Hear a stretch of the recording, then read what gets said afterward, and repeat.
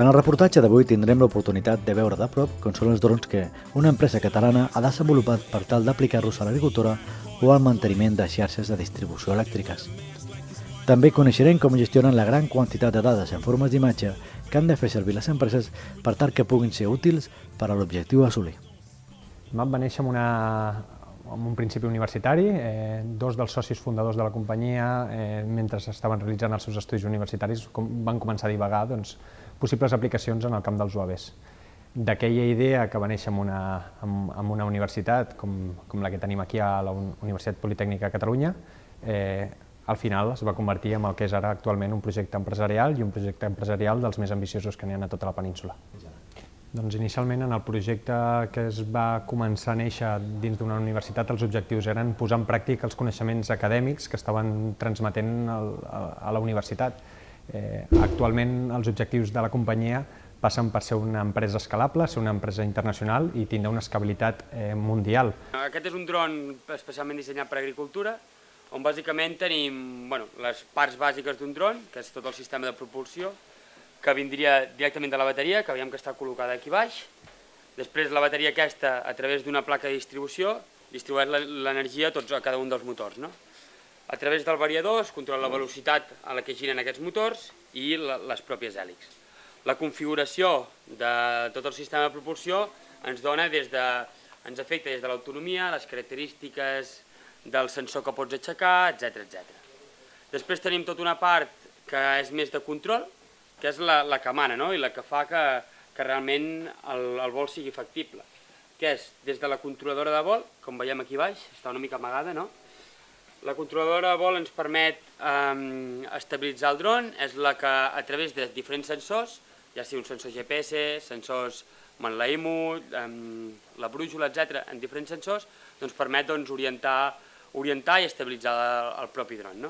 Bé, cada dron està especialment dissenyat o té unes característiques segons l'aplicació. Llavors, aquest d'agricultura, la principal característica és que el seu vol és automàtic. Quan en les altres aplicacions que fem, el vol principalment és un vol manual. Llavors, el vol automàtic, el que necessitem és un software de planificació i mitjançant aquesta planificació podem fer el mapeig d'un terreny a base d'anar tirant fotos. Llavors, entre aquestes fotos i el seu solapament permet tenir una foto gegant del mapejat del terreny en qüestió. Aquí una mica el que tenim és el gimbal. El gimbal és l'estabilitzador de càmera, que realment va col·locat aquí a baix.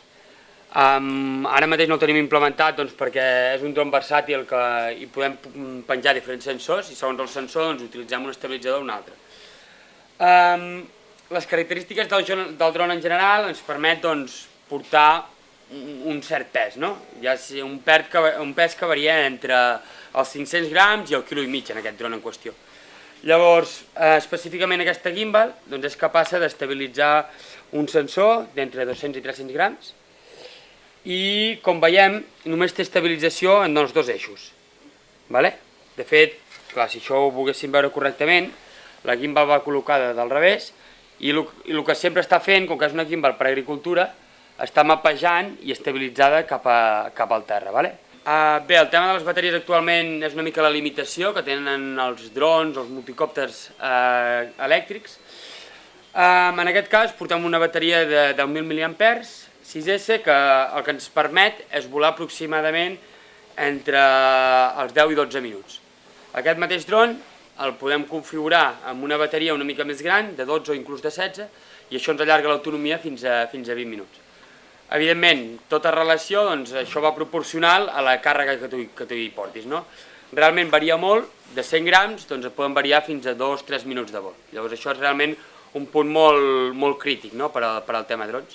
Aquí és on entra la gràcia o el joc de les ales fixes, perquè les ales fixes, al tenir només un motor, consumeixen molt menys, poden cobrir molt més terreny i inclús autonomies molt més altes que a comparació. Si aquí estem parlant de 20 minuts, les ales fixes ja passen de seguida a l'hora de vol.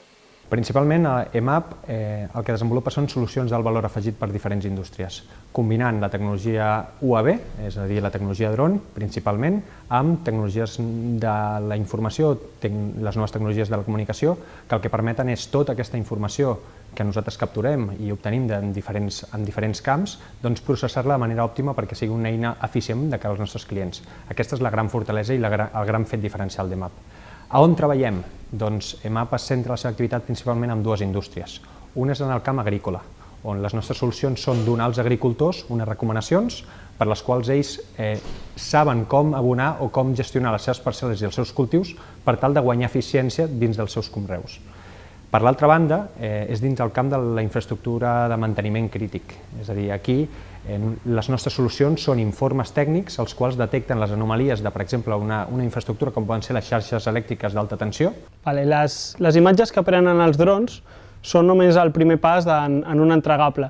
Llavors, el que fem al departament de postprocessat és agafar aquestes imatges i fer-hi un tractament matemàtic per extreure una informació que sigui més útil pel client. Per exemple, a agricultura és molt típic fer servir imatge multiespectral i llavors es calculen uns índexs espectrals que bàsicament són operacions aritmètiques amb les bandes espectrals. Si fem, per exemple, inspecció industrial i tenim una imatge tèrmica, per exemple, d'una central elèctrica o una central termosolar, el que fem és intentar trobar automàticament els panells solars o les tuberies per on passa l'oli, automàticament. Quan inspecciones una torre elèctrica, al final el que fas és fer un vídeo d'una torre i necessites un operari que després vegi aquesta torre, però tens el hàndicap positiu de que ell té el control total sobre aquestes imatges. Llavors, si fiques zoom total sobre una peça d'aquella torre, a una persona és molt difícil que s'apropi, però tu amb una càmera és molt més fàcil amb un dron. Aquest té 8 hèlixs. Principalment hi ha des de quadcòpters, que tenen 4 hèlixs, fins a passant per hexacòpters, que en tenen 6, i octocòpters, que en tenen 8. Això és el més típic, no? Després existeixen configuracions diferents, no? que ens donen més joc en aquest sentit, però principalment només això. Normalment, ho tendeix a que com menys hèlix, més petit és el dron, més hèlix, més gran és el dron. No té per què ser així, ni tampoc té que tenir una relació directa amb la càrrega que això aixequen, no? Perquè existeixen quadcòpters que estan aixecant càmeres de cinema. De fet, és actualment molt utilitzat també, no?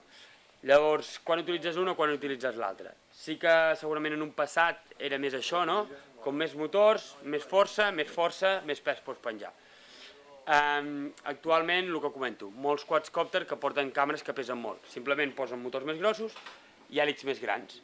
I imagina't un quadcòpter de les mateixes dimensions que aquest octocòpter, però li treus 4 braços d'aquests. Llavors les hèlixs, en lloc de ser de 2 pams, com poden ser aquestes, són hèlixs de 3 o 4 pams. Diguéssim que aquí sota, que està amagat, té una controladora de vol que rep informació tant del GPS com de la brújula com dels sensors inercials, i això permet l'estabilització del propi multicòpter. Porto una controladora una mica diferent, la qual creiem més adequada per al vol en manual, quan amb l'altra portem una controladora que funciona molt bé amb el vol en automàtic, però on veiem la clara diferència és tota la càrrega de pagament. Veiem aquí una gimbal molt més gran, brushless, que té moviments en els 3 eixos, en el roll, pitch i llau, i veiem els tipus de sensors que porten. Portem una càmera tèrmica i una càmera visual que el que ens permet és fer molt de zoom. D'aquesta manera podem trobar punts calents a les línies elèctriques mitjançant la càmera tèrmica i trobar possibles desperfectes amb la inspecció visual. Ara us ensenyo una mica les emissores, el que realment serveixen per tenir el control sobre el dron. Aquí tenim l'emissora del propi dron i l'emissora de la gimbal, de l'estabilitzador de càmera. Què ens permet això? Doncs ens permet fer uns moviments de la càmera per enfocar o per gravar el que realment ens interessa. Concretament, aquestes 2 emissores són les emissores que fem servir per inspeccions. La del dron, que els diferents comandaments són diferents accions sobre el dron. Aquí tenim el gas, per exemple, això ens permet el gir de llau, aquí tenim el pitch i aquí tenim el roll. Aquests moviments són els moviments bàsics de vol I a més doncs, tenim alguns sticks addicionals, com tot el món del radiocontrol, ja sigui en cotxes teledirigits, etc., que cada un d'ells doncs, permet alguna acció concreta. Una ala fixa té el concepte això, que és un avió i al ser un avió doncs, té unes ales i al tenir unes ales sustenta.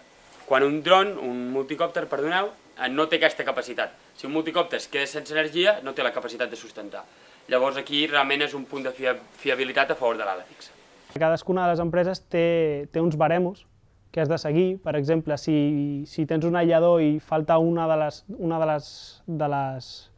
discos, depenent del número total dels discos, el percentatge, això és molt objectiu, però que et diguin que una peça ha de tenir un 30% d'òxid per ser considerat greu, això és difícil. A més, l'òxid es pot confondre moltes vegades amb la brutícia. Llavors, aquesta és la part difícil, perquè tu estàs veient una imatge, no l'estàs veient allà, no el pots tocar, saber què és cada cosa al final és molta experiència i fer-ho moltes vegades i consultar i tenir feedback sempre del client. El fet més diferencial que té MAP en aquests moments és la gestió de totes aquestes dades que es capturen amb aquestes noves eines drone o eines UAV. Dins d'aquest camp tu tens una informació, però tens tal multitud d'informació que no és útil per cap mena d'anàlisi, sentit, informe. Totes aquestes dades s'han d'ordenar, s'han de classificar i s'han de gestionar de manera que sigui atractiva per una presa de decisions eficient. Normalment s'entrega sempre tot el conjunt de vídeos ordenat perquè ells el puguin classificar com vulguin, perquè tinguin un arxiu històric, que a més nosaltres també creem per si de cas. I a més, depenent també de la companyia, se li fan informes en un suport Excel perquè ells tenen ja una base de dades que automàticament agafa el nostre informe i el puja, o li pots fer un informe molt més visual i bonic per la gent, si algú ha de revisar algú. Sinó a un desenvolupament acompanyat per les administracions i les entitats reguladores a nivell legislatiu. És a dir, una nova tecnologia necessita un nou marc legal com perquè puguem tindre aquestes eines per poder créixer. I aquesta eina legal, mica en mica, anem consolidant els agents necessaris com per anar donant passes, però el que necessitem és una legislació comú, per exemple una legislació europea, que reguli que tots els estats membres de la Unió Europea tinguem un mateix marc en el qual puguem operar aquesta tecnologia. El vol dins de zones urbanes, amb petites aeronaus de menys de 10 quilos, amb uns perfils operacionals molt delimitats i molt regulats, creiem que és un escenari que es pot obrir amb el nou Real Decret, que pot ser molt interessant per multitud d'empreses. El fet que es pugui, per exemple, dins el nou Real Decret, volar amb línia a vista extensa, és a dir, que no tan sols vinculi un a l'operador que hagi de veure la plataforma, sinó que puguin haver agents intermitjos que puguin estar visualitzant la plataforma, creiem que és un atacant que pot aportar un gran volum de negoci i un gran volum d'oportunitats en aquest sentit. Un risc zero, això no existeix. Per tant, el que hem de treballar és amb barems, és a dir, hem d'aconseguir que aquesta tecnologia sigui suficientment madura com per garantir que un risc acceptable per la societat per poder fer-ne aquest ús. Per tant, EMAP el que defensa és incorporar al màxim des d'un principi eines, protocols de seguretat que permetin reduir al màxim aquest risc d'accidentabilitat i, si més no, reduir el risc a que aquests accidents mai siguin accidents, sinó siguin sinistres i mai provoquin víctimes mortals.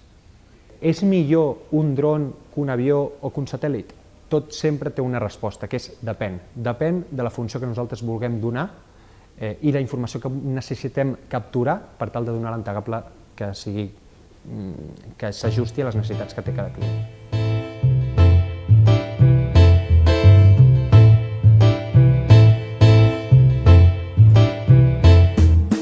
Welcome to the masquerade where everybody in the scene got a part to play.